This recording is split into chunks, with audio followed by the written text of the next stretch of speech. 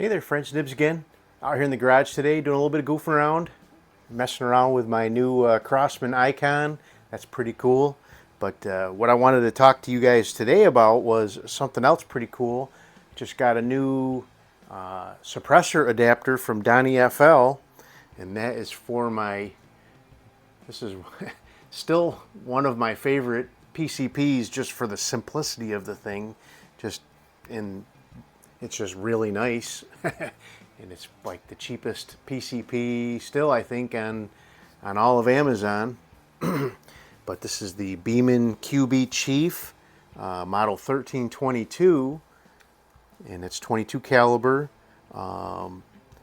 bolt action, single shot only, no magazine, maximum fill of 2,000 psi. But I get about 22 good shots with this thing until it drops down below 1,000 psi, and but it has some bark to it, and it really needs a good suppressor. I had been working with, so Terry over at Buckrail makes a nice adapter that's supposed to go on a QB 78, which is the CO2 version of this gun, but that has a much shorter air tube, and the CO2 knob is way back here.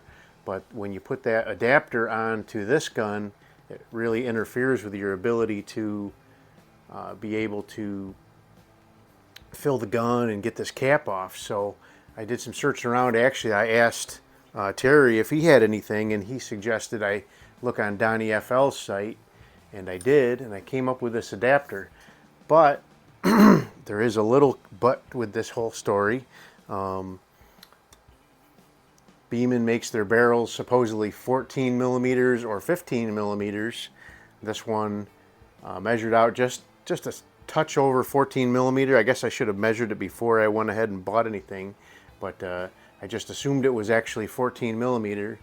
I ordered the DonnyFL 14 millimeter adapter, which actually ended up being a couple of thousandths over 14 millimeter, but this barrel actually measures 14.2 millimeters, and in real American speak, here's the numbers I came up with as far as, so the barrel was 0.560, and the internal diameter of this adapter was 0.553, so I was about 7 thousandths off getting that to fit on there. I did a little bit of research and actually found out that a 9/16 drill bit will be 0.562, so 2 thousandths over what I really needed. Actually I got it sitting on there right now, and it is not very loose. I haven't got it attached on there right now, but I bored it out with the 9/16 drill bit. I decided the whole reason I wanted to go with something like this is also I wanted to leave the front sight off, because I'm just using the scope on it, don't need a front sight, and that allows for easy access to the fill, the Foster fitting there on the fill port, and it allows me to put my Buckrail suppressor on there.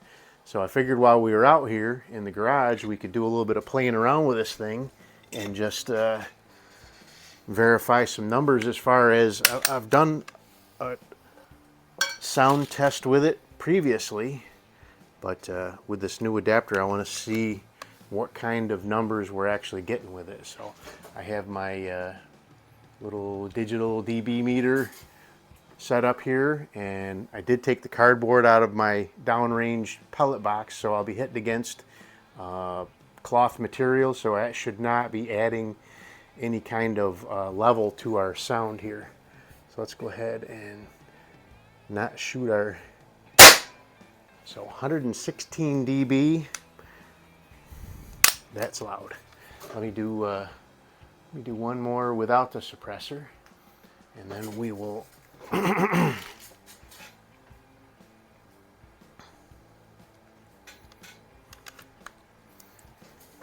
okay. 117.7, almost 118 dB. That is loud. So let's go ahead and reset that. So this takes a 2mm Allen wrench. So you just put that back on there. This will probably get demonetized, but I can't stop showing you guys how to do good stuff just because YouTube wants to be pains in my butt. So, but just tighten that guy on there, and I did verify that this is nice and centered, and it's not throwing off my point of aim, point of impact from suppressed to unsuppressed. So we were at, let's just say it was average of 117. That's very loud.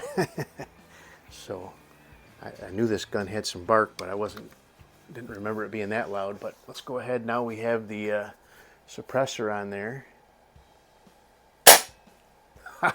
Wow. It sounded like it didn't even go off.